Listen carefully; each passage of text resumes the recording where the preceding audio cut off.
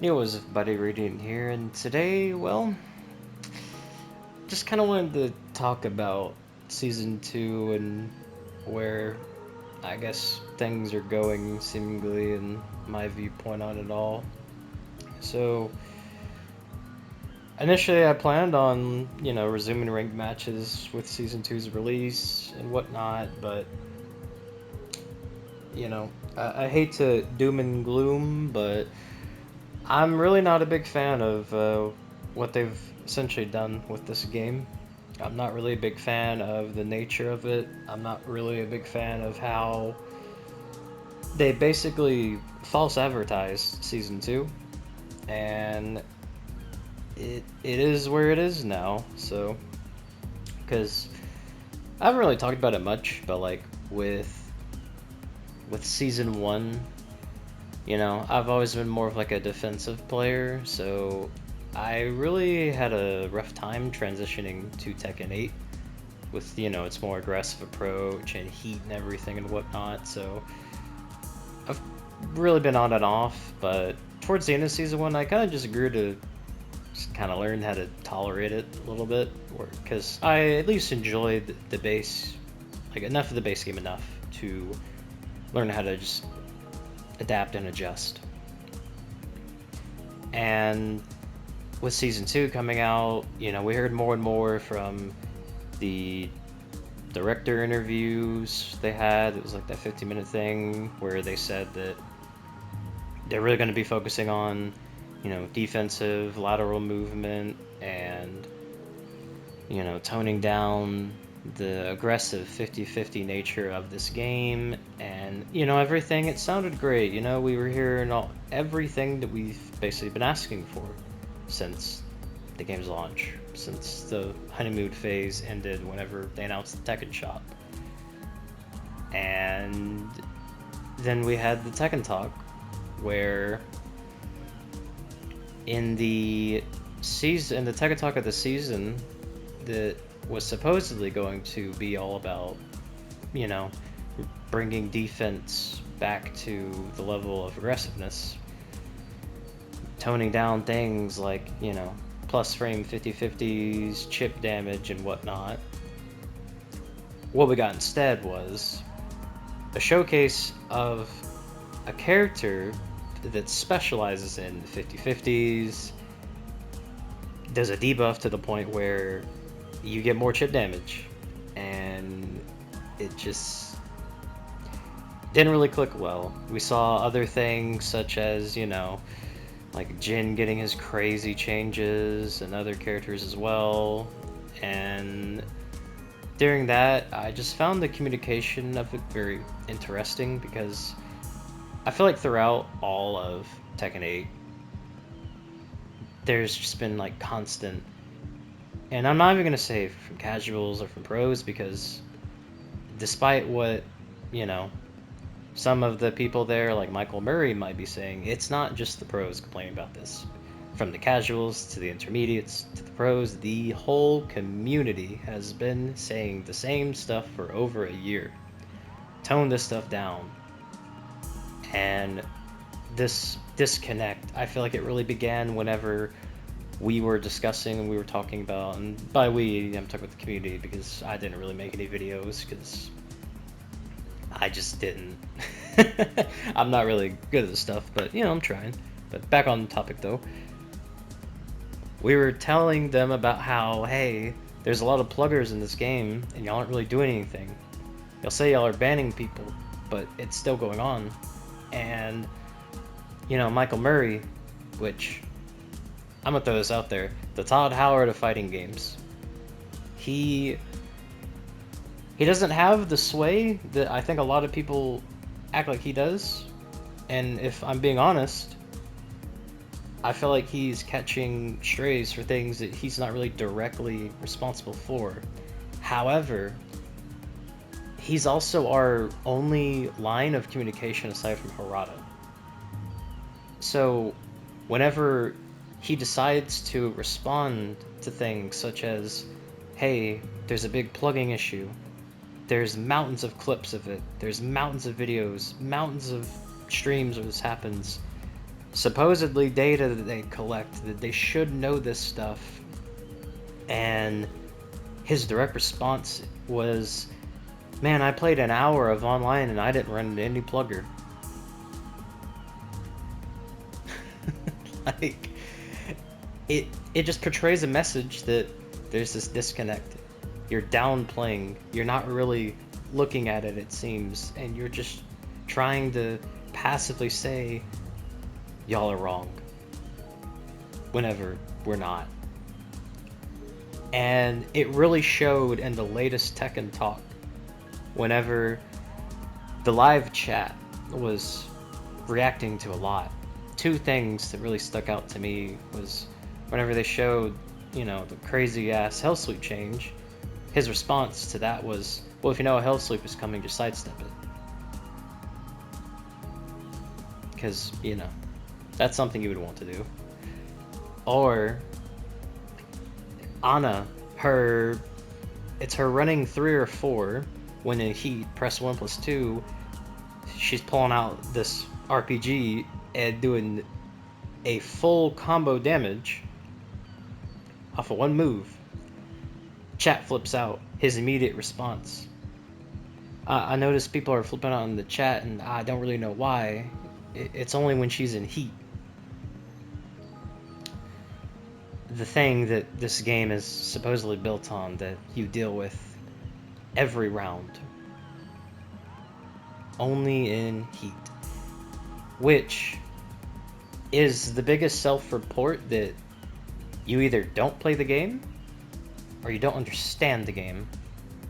And I know that might sound kind of dumb as a player saying that to a developer, but it just really comes off that way. And it's getting to the point where I don't understand who the audience is that this is for. I don't understand who likes this, because everywhere you look, everywhere, right? Casuals, intermediates, pros, everyone is not a big fan of the direction of this game. And then Season 2 comes out, which, by the way, before that, I gotta mention, the patch notes, they never released them until the season dropped. And, you know, this is just me, you know, tinfoil hat on. I believe they did that because they didn't want people to see just how much they lied. They just lied because you look in the patches, it's just character had a weakness, we decided to remove it. Or just all these crazy changes. Like, moves are so fast in this game now. Sidestepping, here, I'll say this, right? There were some good things in Season 2, right? Sidestepping, right? Feels phenomenal, right? It is so responsive in this game now. It feels great. I don't remember, like, sidestepping feeling really, like, as good as it does since, like, Tekken 5. But then again, that could just be me misremembering things, because it's been years since I've played Tekken 5. But, you know, they'd buff sidestepping to the point where, like, it feels great, it feels responsive, you can get it out, like, immediately almost. Wonderful. Ranked. Admittedly, I haven't cared to even play ranked, but from what I've seen and from what I've heard, it's a pretty good system now, you know? They removed a lot of, like, the win bonuses and losing streak bonuses, which I think that's what I heard, which is good, you know? So they fixed the rank system, and they even added the same rank search thing, the search setting, yeah, which is another good thing. That's great. So they've done some good with Season 2. I'm not going to act like they haven't, but what does that matter when this game, it's like a 3D anime fighter now. Characters are attacking so fast and it's insane. There's more 50-50s than ever. There's more just lockdown scenarios. Heat is more aggressive than ever. They quadrupled down. They times 6 down. Times 8, times 10. Like, they did the exact opposite of what they said. They blatantly lied about what this season was going to be. And I don't know where we go from here. I honestly believe that if they don't, like, revert things, not really revert, because I don't think they're gonna do that, but just, like, stop making characters just these nonsensical stance pressure 50-50 plus frame mix-ups. Like, it's crazy how just about every character is that. And it just makes it to where you're not losing against somebody, you're losing against the character. I'm not outsmarting or outplaying the other person. I'm just telling them heads or tails, and they picked the side that it didn't flip on. That's it. Which is one of the worst things you could ever say about a fighting game. I don't feel rewarded when I beat somebody. I don't feel like I outplayed them, and I don't feel like they outplayed me. I feel like I just simply lost to the character. And it shouldn't be that way. Especially Tekken. And it's crazy to think that the Tekken of all fighting games, right? The one that for years I've enjoyed for its depth, I've enjoyed for its variety. I have always praised this game to everybody I've ever known that, hey, if you want to get into fighting games, Tekken's where it's at. Yeah, there's over 100 moves, but it's worth it. And as it is now, I can't. I can't ever recommend anyone get into Tekken as it is now. And I want to make it clear, if you enjoy Tekken 8, great. You know, I'm glad you do. It's fine if you do, you're perfectly valid, and I hope that you don't let me or someone else with like my kind of viewpoint stop you from it. But the one thing I do wish is that if you're the kind of person who you just hear people say things like negative or not supportive of how Tekken 8 is, at least look at what someone's saying. Because not everyone's just, you know, at Michael Murray, hey, you're dumb and stupid on Twitter, right? Those people, that's not what I'm talking about. I'm talking about people who are, you know, listening and paying attention to the game. They're giving feedback, and they keep saying they're listening to it. But I feel like they are indeed listening to it, and they're using it to do the exact opposite. And it's really frustrating because it makes you wonder, like, what are they doing with the game? And what is this audience if everybody, or almost everybody universally, does not like the direction? You know? I feel like they're trying to, because Harada, you can tell from the developer interview they had, when they talked about the indicators that they're adding to that they added to the game, you know, the whole, like, it now displays if you get a counter hit, clean hit, punish, which, full disclosure, I actually like that change. I'm perfectly fine with it, you know, it helps people understand the game more, that's great. And, you know, if it bothers you, you can turn it off, so it's good. But whenever Harada had, like, whenever they were talking about that in the interview, he was saying how when he heard it, he wasn't a big fan of it because, you know, Tekken is all about like learning visually, and there's a big like skill gap in that. And then there were other instances where before he made tweets talking about like the Tekken shop where he was like, you know, they have to report to somebody. He's not really in charge of stuff like that, and there are some things that, you know, he just doesn't want to do. He had to remove the tweets, but I'd like to believe that Harada, I'm not going to act like I know him or anything, but he shares the viewpoint of like the core audience of Tekken that have been here for years. It's just, there's this massive conflict of ideals and disconnect, not only from the Tekken team and the player base, but Tekken team themselves. Because I recently was like informed of this. I was aware that they had like Project Soul, like Soul Calibur, that team on Tekken 8, because Heat is basically just Tekken's version of Soul Charge from Soul Calibur 6. And I was aware that they had like I think it was the head guy behind DOA 5 and 6. I could be wrong, but. And that's why suddenly you see walls exploding in this game like you did in DOA, but they this game, when you really think about it, you know, the aggressiveness, this heat thing, it's so strange that Soul Calibur 6 to Bandai Namco, from what we know, they see it as a failure.